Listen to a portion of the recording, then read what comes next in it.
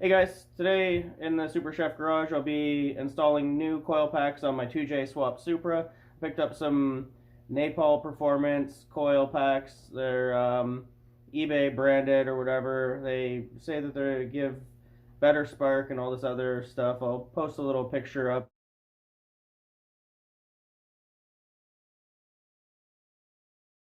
They're about just under 300 Canadian dollars. I figured I'd give them a shot. I've had the Denso ones and I've got the Chinese ones. I'm pretty sure that these ones are the Chinese ones as well. They're just in this very sporty yellow color housing. The problem I keep having with mine is that they crack. The Densos have cracked here, so have the Chinese knockoffs of the Densos as well, or they crack at the mounting tabs. And then when it rains, water gets in and shorts out the back coil pack. So, quick, like what for with coil packs. My Subaru has one coil pack that has a wire that goes to each spark plug. With the 2J, you have your coil packs, which are individually on top of its coil on plug coil packs. Google it, figure it out. You'll see just what I mean. But each one is a coil pack for each spark plug. I don't know if that's better or not. It seems to be a pain in the ass and more expensive for one thing. And if I'm correct, it's run by where do you go? The igniter box here.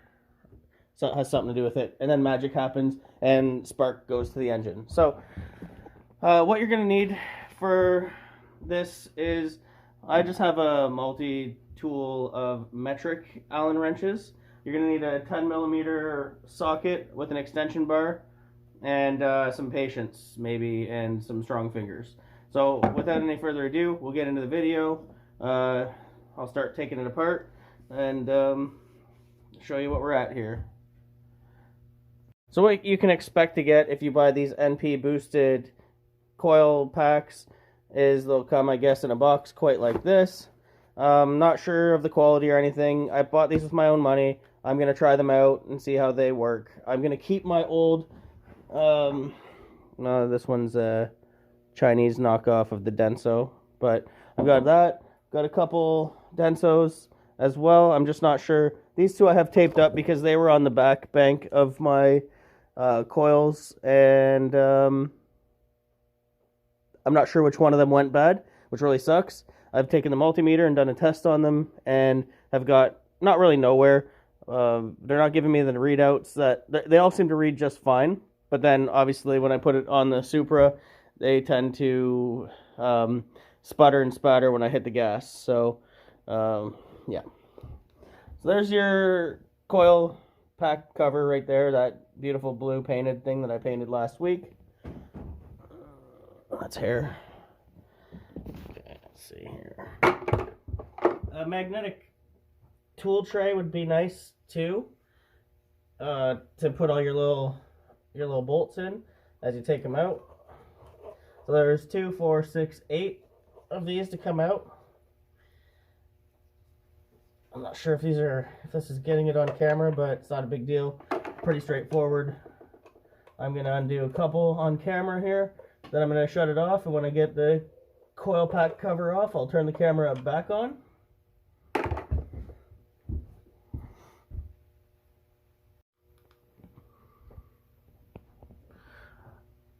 So here you go. Each little, so 1, 2, 3, 4, 5, 6 at the back. You can't really see until I get up close there. So all of those got to come out. Now, right now I have a mix of Chinese ones and the Denso ones that come with it. One thing, you got the hoses right there that got to come off. Maybe, I don't know, sometimes I can get them off without taking the hoses off.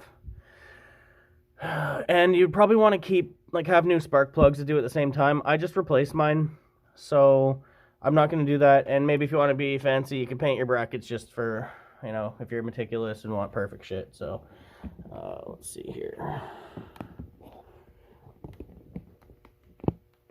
There. So, down here, you got a 10 millimeter nut bolt. And one back here. That's how you're going to take that off, the first coil pack. I think the middle ones are the pain in the ass ones to get off, really.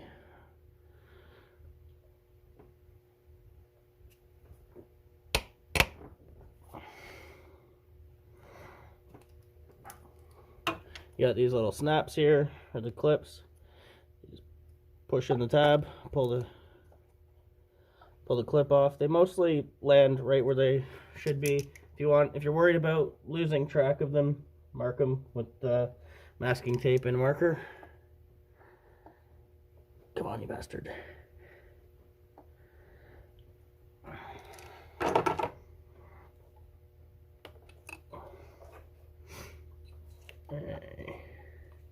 So you're gonna need a 10mm ratchet and extension, and a decent Phillips head screwdriver to change the brackets, the coil packs in the brackets.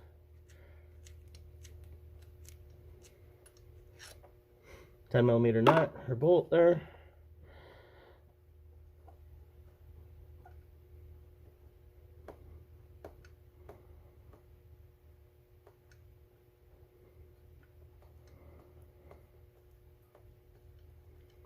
I mean, while you got the car all cooled down, you're working on it, may as well check your fluids as well.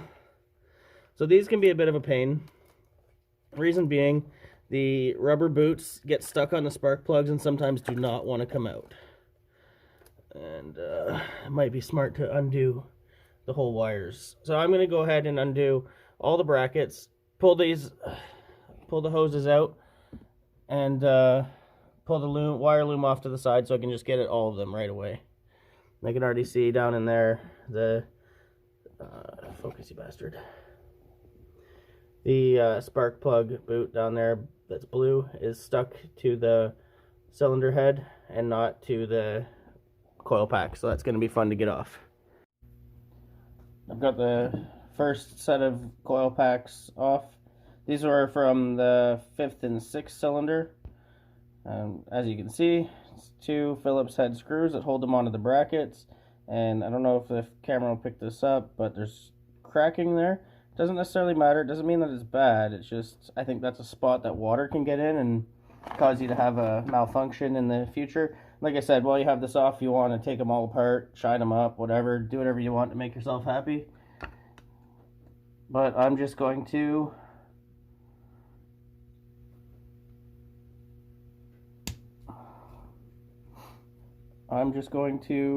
change these coil packs over, and then probably put these ones in a box. All the ones that I know are good for sure. And depending on how well these NP coil packs work, we'll decide what to do with them in the future, whether I sell them to somebody or not. I'm hoping that these match their what they say they do.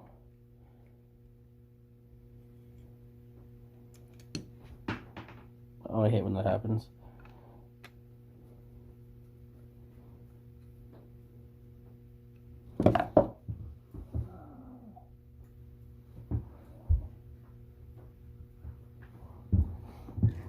The floor in front of my workbench is almost a no man's land. I kind of fixed it up a little with some remnants from the truck bed flooring company in town. That's actually what my workbench is made out of too. Solid wood truck. Oh, bastard. You gotta make sure that your connector's facing the right way.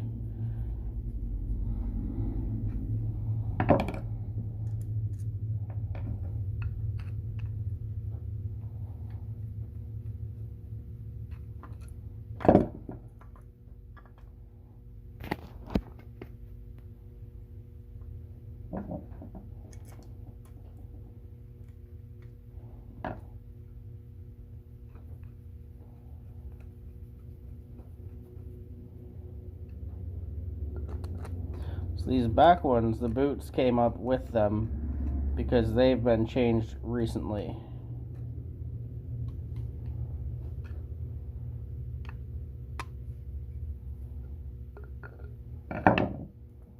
Stop being lazy. well, not changed. I had an issue where I wasn't getting power. When I put the pedal down, it would just sputter.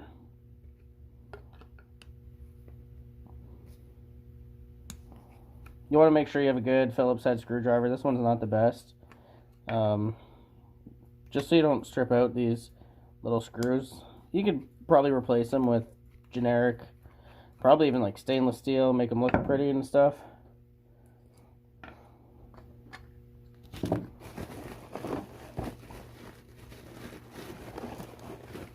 And your NP boosted, whatever the craps, come with these. I think they go around the spark plug and seal the spark plug from getting any water in there. I don't know if I'm going to install them or not. I might just see how they look on one of the front ones first and then decide.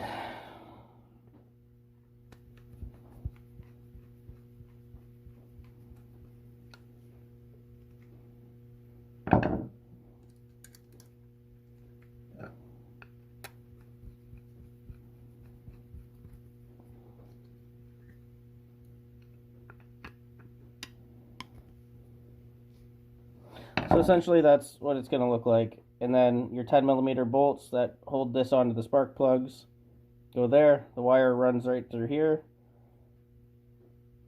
Ah, dummy. Did it again.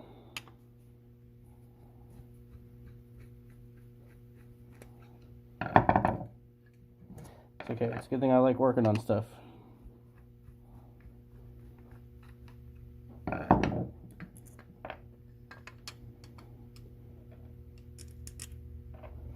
My brain's a little shot. I've been renovating my house, and during this whole COVID thing, I'm an essential service. I work as a chef in a nursing home, so I've been working a lot, I guess, or busy. And the shifts I have are busy because we're always short now because everybody's afraid. Should be.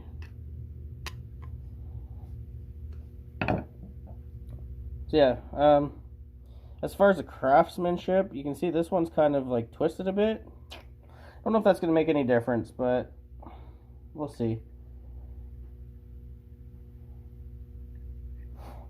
So I'm going to go install this on the car, and when I get them all installed, I'll kind of just turn the camera back on and show you real quick what's going on there. There's what I meant by, you can see that the boots get stuck on the plug. Sometimes it's a pain and you'll actually rip the boots trying to get it off. Thankfully, the new ones come with boots, but they're usually pretty shitty. There you go. I would also generally use the compressed air to blow all these holes out if they don't look very good. And so I've got a pair of bent nose pliers here. I've gone ahead last time I did these and I used dielectric grease on them so that no moisture would get in and that the boots would not get stuck to the actual spark plugs.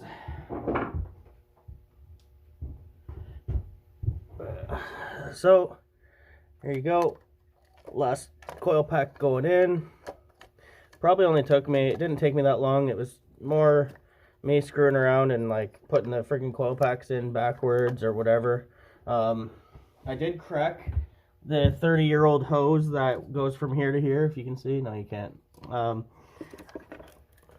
I got a possible solution for that. I'm just gonna see if I got a piece of heat shrinkable tubing that's big enough if I don't have any vacuum line around for that.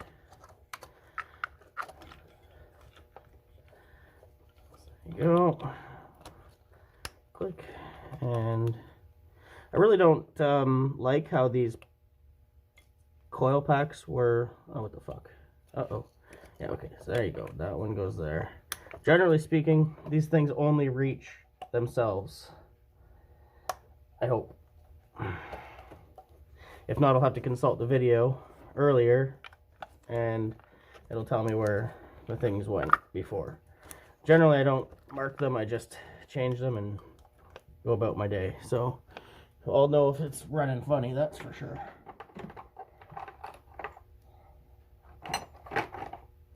I just hope that they're worth the cash that I spent on them. It wasn't an insane amount of money, but I'm trying to stay away from LS coils until I have the money to properly tune and whatnot. But this is pretty well straightforward, this repair slash mod or whatever you want to call it. Probably repair.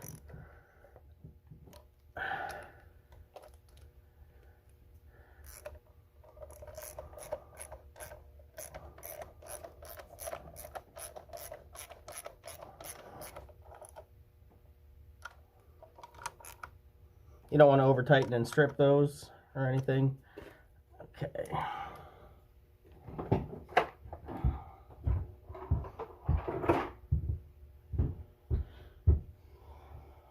So that's it there. eBay coils. These were shipped out from British Columbia. They came really quick for being COVID times. So here's a test of the new coil packs installed.